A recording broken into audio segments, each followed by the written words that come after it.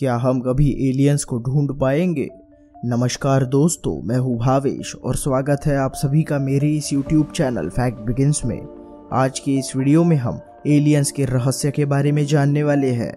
दोस्तों, आप सभी ने मेरे एलियंस के रहस्य के पार्ट 1 को बहुत सारा प्यार दिया है, उसके लिए तहे दिल से मैं आपका शुक्रगुजार हूँ और उसी के चलते मैं इस सेकंड पार्ट को अपलोड कर रहा हूँ।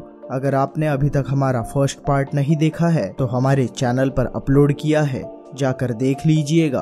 आपको एलियंस के बारे में बहुत ही रोचक जानकारी प्राप्त होगी। अगर आपने अभी तक हमारे चैनल को सब्सक्राइब नहीं किया है तो प्लीज दोस्तों सब्सक्राइब कर लीजिएगा, क्योंकि हम ऐसे ही इंटरेस्टिंग और रोचक तथ्य आपके लिए लाते रहते हैं। So friends, here the fact begins.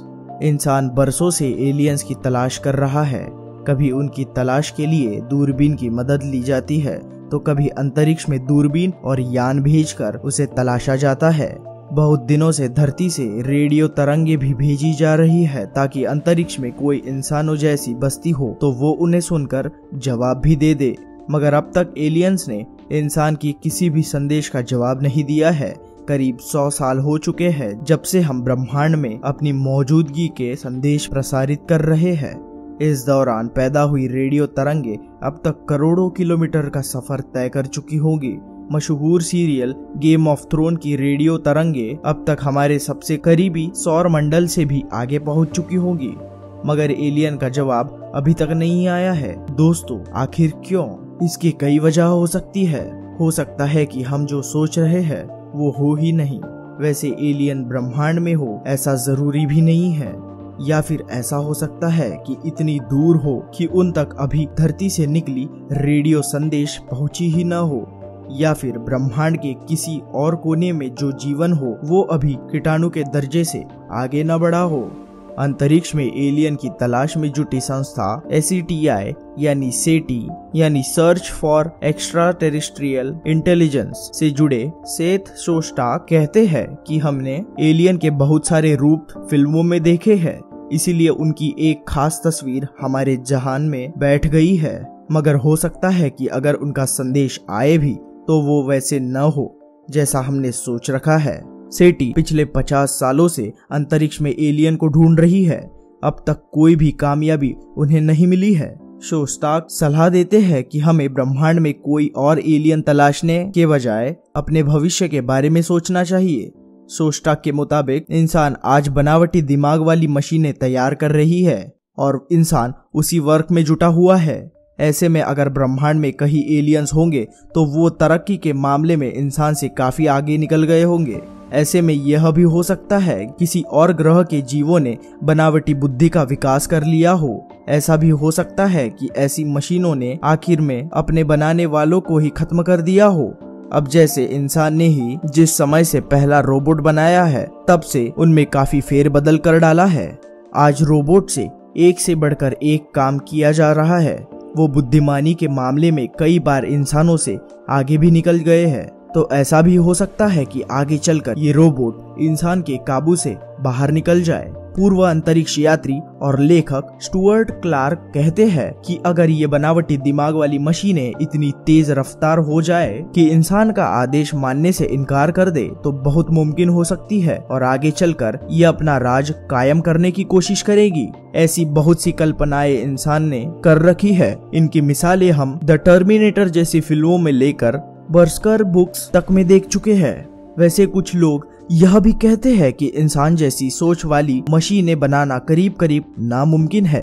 ऐसा होगा या नहीं आज तो कहना मुश्किल है, पर स्टुअर्ट क्लार्क कहते हैं कि ऐसी सोच में हम एलियन की अपनी तलाश को एक दायरे में बांध देते हैं।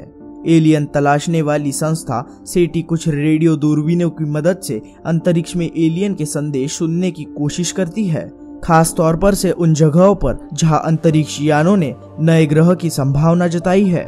उन ग्रहों पर पानी और हवा होने की उम्मीद है। दिक्कत तो यह है कि मशीन एलियन को रहने के लिए पानी और हवा की जरूरत ही नहीं है।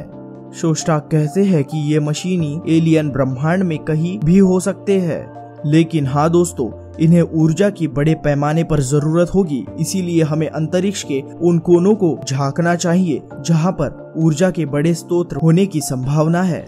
शोस्टाक सलाह देते हैं कि इसके लिए सेटी को अपनी दूरबीनें धरती पर लगाने की बजाय अंतरिक्ष यानों के साथ अंतरिक्ष में भेजनी चाहिए।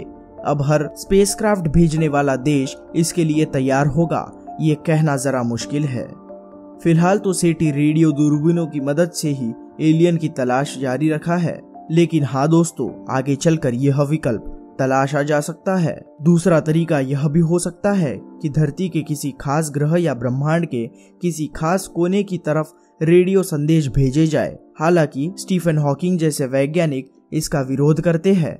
उन्हें डर है कि इससे धरती के लिए खतरा बढ़ जाएगा, क्योंकि यह हो सकता है कि हमसे ताकतवर जीव ब्रह्मांड में कहीं हो और उन्हें हमारे बारे में अब तक पता ना हो, मगर रेडियो संदेश मिलते ही वो हमें तलाशते हुए आ जाएंगे। ऐसे में मानवता का भविष्य खतरे में पड़ सकता है।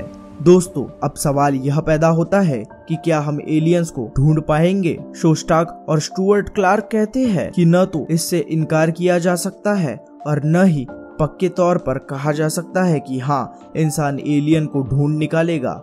लेकिन दोस्तों, तब तक हमें तलाश तो जारी रखनी होगी। तो दोस्तों, ये थी हमारी आज की वीडियो एलियंस के रहस्य के बारे में। अगर आपने अभी तक इसका पहला पार्ट नहीं देखा है तो हमारे चैनल पर अपलोड किया है, जाकर देख सकते हैं। उम्मीद है आपको वीडियो जरूर पसंद आई होगी और आशा करता हूँ कि आपको नई जानकारी भी जरूर मिली होगी। अगर आपने अभी तक हमारा चैनल सब्सक्राइब नहीं किया है तो प्लीज दोस्तों, आप हमारे चैनल को सब्सक्राइब करके बेल आइकन को ऑल पर सेट कर लीजिएगा, मेरी सारी लेटेस्ट वीडियोस की नोटिफिकेशन सबसे पहले पाने के लिए।